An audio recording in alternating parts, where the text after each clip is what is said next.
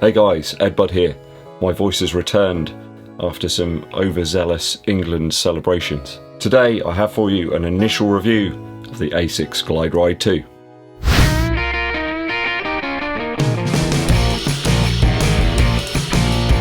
I did test out the GLIDERIDE original back in 2019. I do have to state that this is a shoe that ASICS have sent over to me for the purpose of review. I'm not being paid to do this review. These are my honest opinions as per usual. The views aren't going to be vetted and no one else will view it before my valued viewers. You know what I mean? Stato. So, on weighing the shoe, it's actually a couple of grams heavier than the original. And don't forget that there's loads of ingrained grime into the original version of the GLIDERIDE that I had back in 2019. Putting both the shoes on, actually, the original feels an awful lot softer, so I don't know whether it's the change up in foam this time around, but it does feel that little bit more cushioned. Certainly a little bit more forgiving, perhaps. You wouldn't think that. You'd think that the older shoe would have firmed up a little bit over time, but it's not the case. About 39mm of stack height in the heel of this new version of the GLIDERIDE, so it's a slight increase over the original. I think it's about a 5mm drop from heel to toe. Although when I measured mine, there's about 43mm, so you're only about 7mm away from a Prime X. We'll start with the upper first. Upper-wise, still a plush cruiser. It's not Millennium Falcon-like. It would be an Italian first-class train. Very low profile, in fact, around the ankle. I didn't remember that about the GLIDERIDE, but both of them are quite low profile. Reminiscent certainly of the Evo ride that I tested out last year, before all this madness happened in the world. And the collar's actually in some ways similar, bear with me on this one, to the Meta Racer. Yeah, I really do think it is. Call me crazy, and people have. A quite considerable heel counter here though. The GLIDERIDE's magic rests in the fact that it provides a really good lockdown over the top of your foot, aided by the serious heel. It's B.A. Baracus stuff back here, guys. Loads of padding and very wide and tall heel counter. And you really need that as well. The shoe is so rigid that if it wasn't there, then you'd be flopping around inside the shoe. I think this one's going to be a bit of a long-range Larry, a piece of footwear for those cruising miles.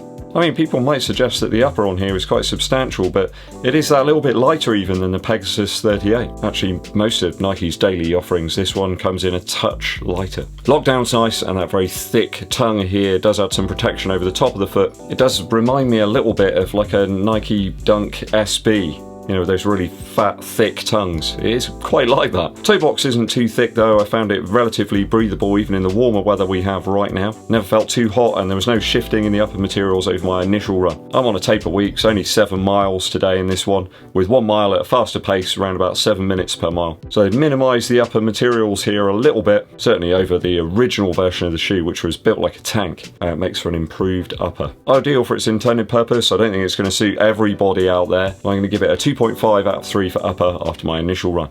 Midsole now. Midsole wise then, it's not apparent, but there is an increase in the stack height here over the first version of the GLIDERIDE. I think it's about a 5mm increase. You still got the 5mm heel to toe drop, but yeah, there's more stack height here. Bizarrely, it doesn't really feel like that though. It certainly elevates the GLIDERIDE into a perhaps maximally cushioned category. At least for me anyway. But if you're after max cushion, this one's more responsive. It's certainly firmer underfoot than the first version. We've got flight foam propel here in the bottom section of the midsole, then standard flight foam on top. So like a sandwich of foams. Not sure they'd be very tasty. Not an awful lot of ground feel here. If that's something that you like in your running shoe, then this won't give it to you. It's probably the most Hoka-like ASICS shoe that I've ever tested, actually.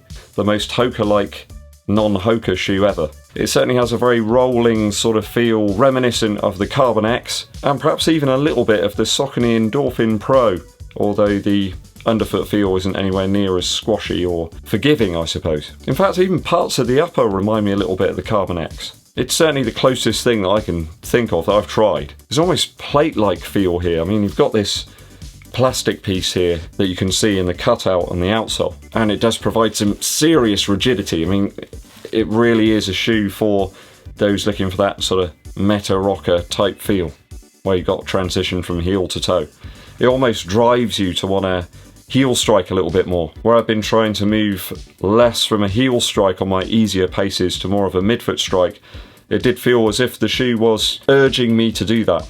Now, it's a bit of a battle going on. I think those that enjoy a more flexible feel to their midsoles will probably want to avoid the GLIDERIDE 2. It's certainly a acquired taste. Feelings did come flooding back from the first version of the shoe, but there is one omission there, which is they've removed the gel section in the rear of the shoe. I think the gel did help to eliminate some of the initial impact there, just absorbed it a little better. Amazing, I'm kind of sad that it's gone actually. I really did quite like that aspect of the original. So switching up the foams here gives us a slightly tougher ride over the first version, and it certainly feels like that on foot as well. Slightly more engaging, but not anywhere near as forgiving, and as such it limits the use case of the GLIDERIDE 2 that little bit. So an odd choice to firm up the shoe.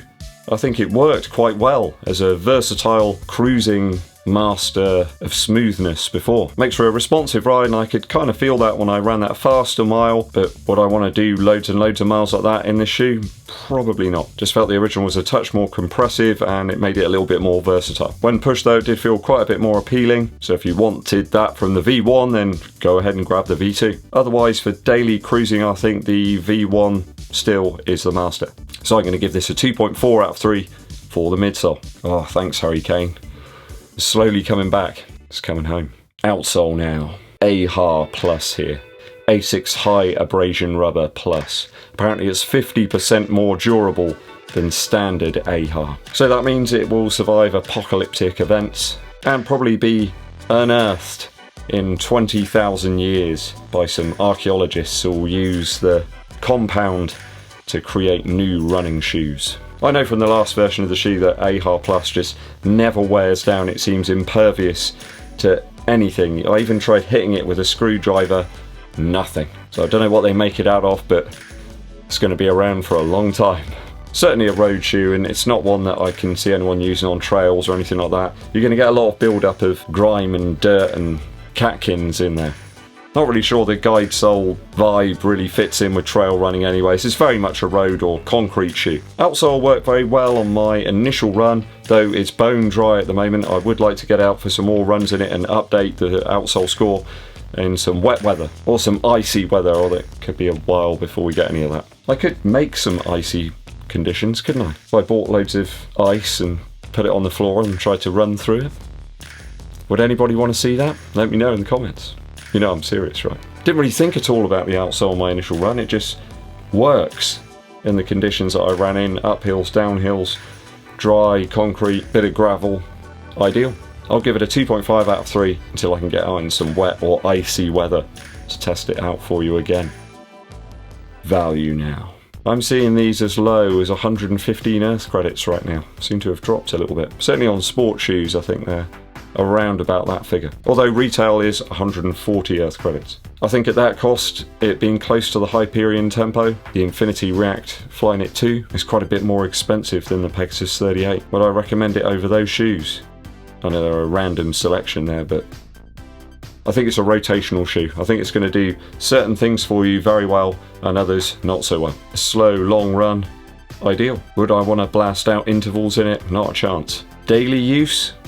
It might work for some people on daily use. I think I'd find it a little bit too jarring in terms of the rigidity. Can't really see people picking this one up over things like the Velocity Nitro from Puma or that Pegasus 38. They're just really versatile shoes that do lots of things pretty well. I think if you like that rocker feel, that sort of Hoka vibe, it could work really well for you. I know Kevin Stenner, one of the Yeovil Town road runners, really enjoys the GLIDERIDE for those sort of longer runs, so Kev, I think it will work just as well for you. Perhaps be a little bit more responsive as well, this version. Yeah, steady pace for me.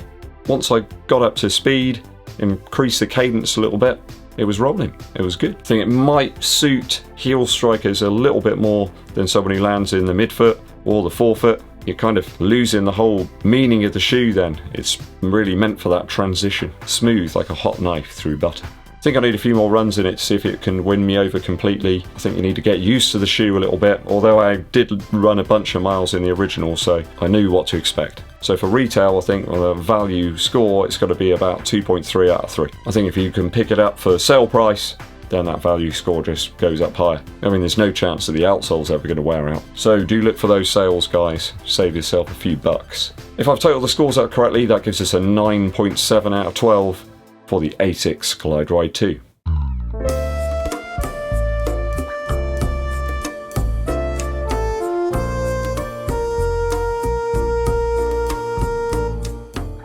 I'll tell you what, the upper doesn't half look like that ASICS Metaspeed Sky, doesn't it? If you've been running in the Glide Ride series, let me know if it's improved your efficiency down in the comments. Musical interlude time.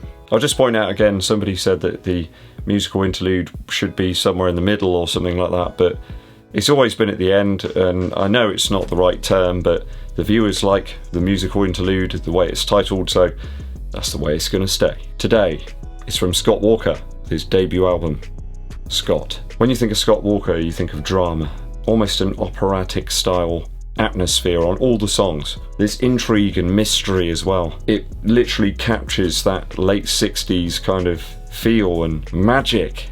There's something there. Beautiful deep voice, that baritone, always beautifully produced as well. Every word can be heard. Favourites on here are the intro track Matilda. Matilda's come back to me. And I really love the third track as well, Angelica, which just builds up to this insane crescendo at the end, where Scott's crying out her name.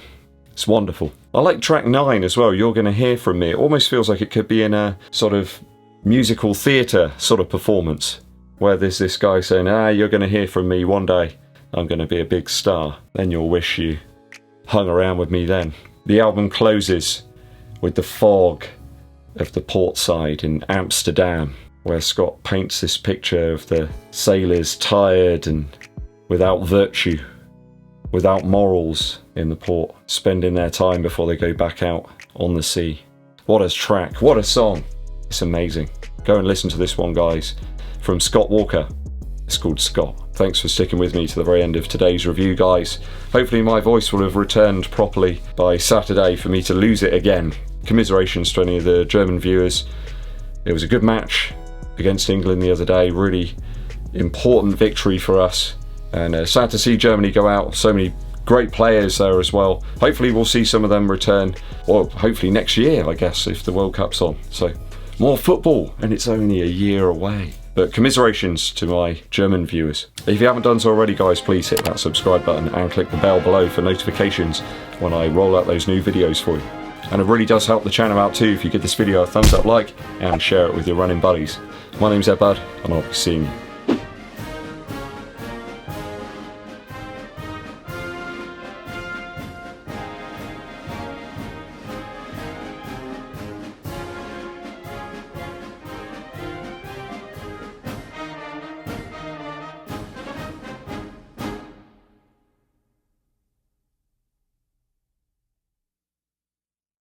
Good morning, guys.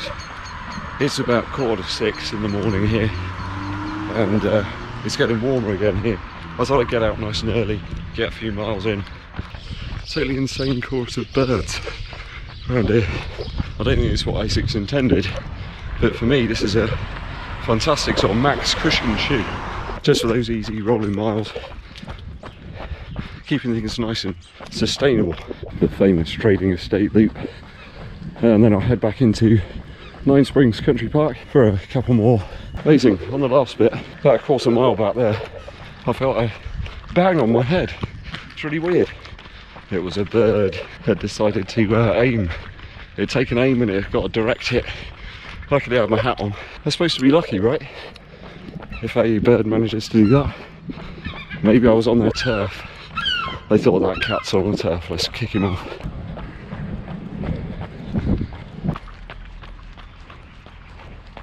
Certainly a bit of an everyday cruiser, this one. Not sure I'd want to turn the power up too hard. I will do a faster mile later just to see what they feel like, but it doesn't feel like that sort of shoe to me.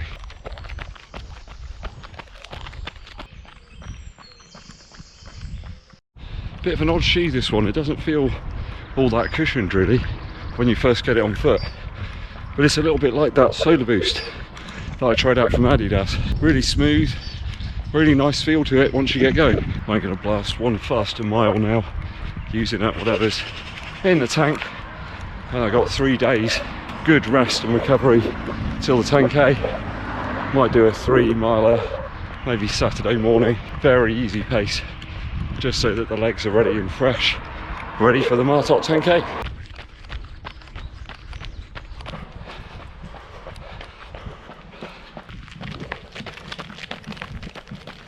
So one slightly faster mile at the end there, around about 7 minutes a mile.